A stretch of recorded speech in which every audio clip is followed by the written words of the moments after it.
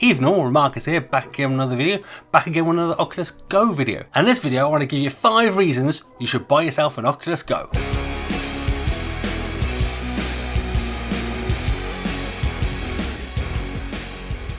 Number 1, price.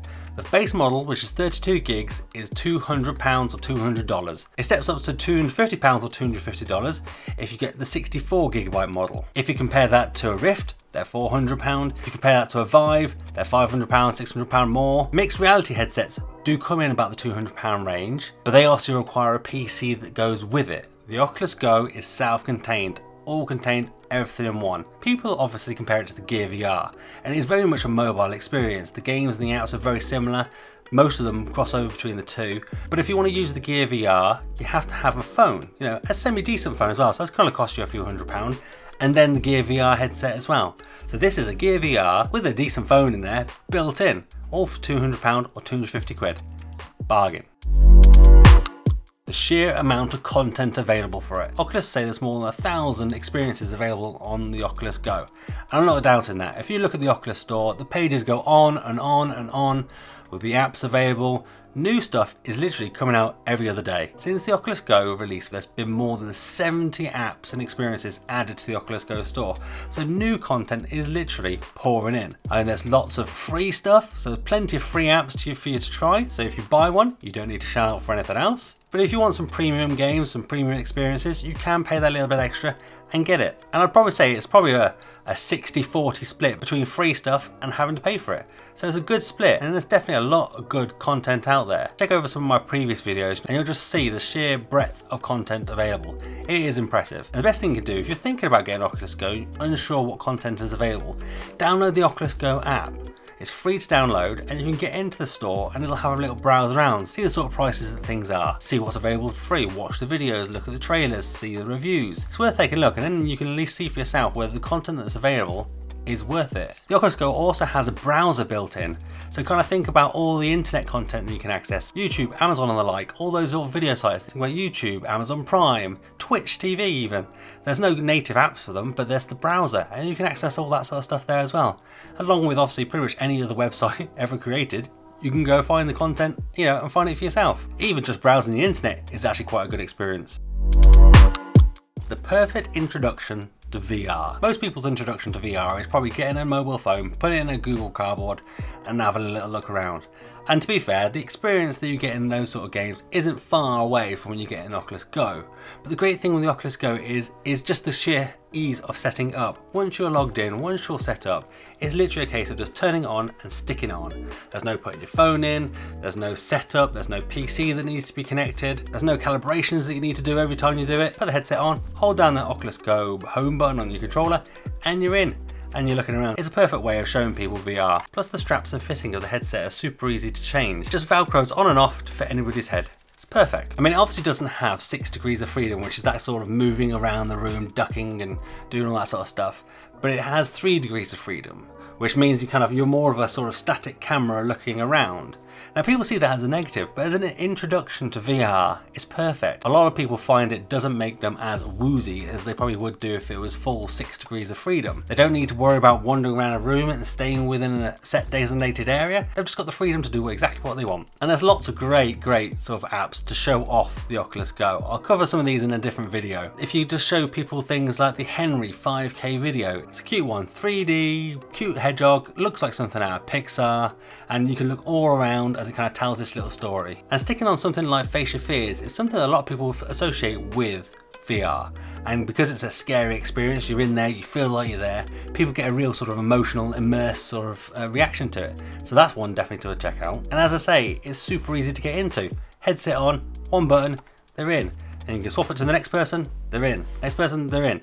And there's no sort of faffing around with calibrations or anything. It's literally kind of adjust the headset with the Velcro straps, sorted. One controller maybe could be a drawback, but it's probably an advantage in this one. It just means that the person has a hand free to do whatever they want, and the controller just keeps it simple as well. You don't have to explain how to hold 2 controllers and how there's a grip or any sort of motion with it sort of thing. It's literally nice and straightforward. Most games just control with the trigger, and everyone knows how to use a trigger, and the controller does fit nicely in your hand. Now I've kind of touched on this one in the ease of use, but carrying this around and setting it up is so easy, and I think that's a massive, massive plus. I mean, if you had an Oculus Rift, for example, which I do, the headset is quite large. The strap that goes on the top is a lot heavier. It's obviously got cables coming off it, and you need to set up the sensors for it to be able to work. And you obviously need a PC or a laptop to come with it, and something quite beefy as well to get the most out of it. Whereas the Oculus Go, all I do really is I've got this little 3D printed piece here that goes in the middle there, covers the lenses, protects them. Then I just put my controller in, goes inside the little sort of 3D printed ring that's on there. There we go. And that's pretty much my setup. I can sort of wander around with that, and the Oculus Go is really well made. I mean, it's really, really solid sort of thing, so I wouldn't worry too much about it breaking. So for portability wise, taking this around a friend's house, taking this to a family gathering and that sort of thing, put these straps down sort of thing, you could easily fit that in a bag. Get yourself a little cloth bag to put it in, or you can get some hard shell ones, that sort of thing. It could easily slip in your bag and take this around to a friend's house. I've been carrying this thing around all over the place, pretty much as it is now. And it's not damaged, I've not had any issues, nothing seems to be wearing. Probably a little grubbier than when I first got it, but the strap and the face padding comes off, and I can wash it and put it back on again. Super simple. Number 5 is viewing your own created content. So if you've got yourself a 360-degree camera, maybe a 180 3D camera or anything like that, it can be quite hard to kind of view that footage. I mean, you could download it to your phone and kind of move it around that way sort of thing, but it's not really kind of the same. Whereas with the headset, you can literally connect it via USB to your PC, transfer the files from your camera straight onto the headset, and use one of the many media browsers that it's got to view the content and kind of get that full experience. I found it great when I'm trying to create 3D or 360 stuff to be able to go on YouTube or Facebook or wherever, is that I can use the Oculus Go to preview it first, make sure it works right, make sure it looks good, and that sort of thing, before I finish up my edit to then actually upload to where I want to finish it.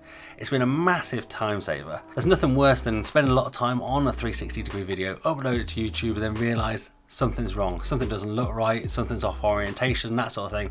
Whereas the Oculus Go allows you to kind of jump in, test and see how it works.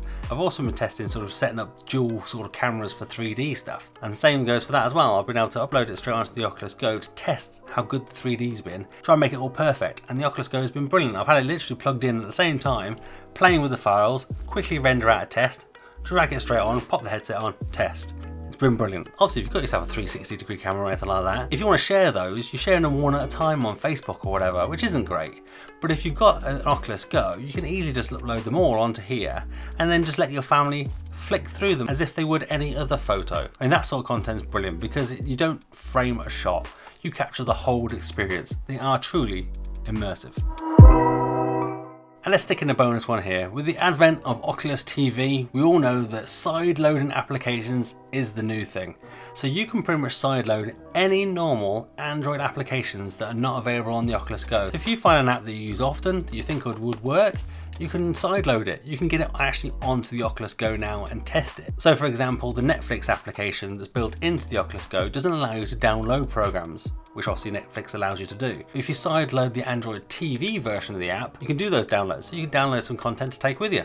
Perfect. Same goes for unlocking other features like being able to download the Steam Link app. So you can play your entire Steam library on the Oculus Go in a virtual space huge TV. And there are other programs as well like ALVR, which allows you to play Steam VR games as well. So playing Beat Saber or Subnautica with full sort of 3 degrees of freedom head movement. It's brilliant.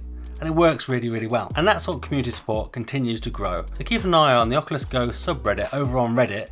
It's probably a good thing to do because people in the community are coming up with all sorts of tricks and tips. And it's the perfect device to kind of get involved in if you like a little bit of tinkering.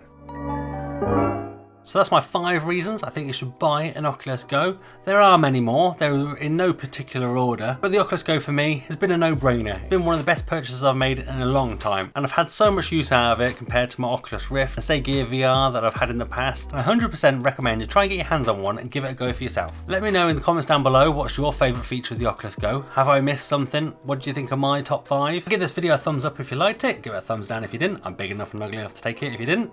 Make sure you hit that subscribe button and that notification bell so you know when I next upload a video. And with that, I'm done. Our virtual high five.